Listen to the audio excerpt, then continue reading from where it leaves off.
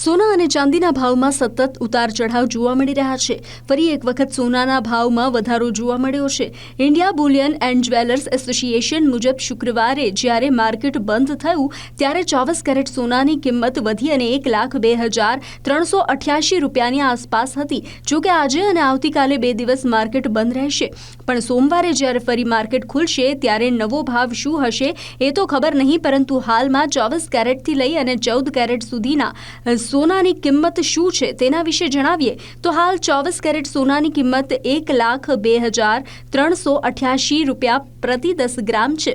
22 કેરેટની કિંમત 93,787 રૂપિયા પ્રતિ 10 ગ્રામ, 18 કેરેટની કિંમત 76,791 રૂપિયા પ્રતિ 10 ગ્રામ અને સૌથી છેલ્લે 14 ગ્રામ સોનાની કિંમત 59,897 રૂપિયા પ્રતિ 10 ગ્રામ જોવા મળી રહી છે।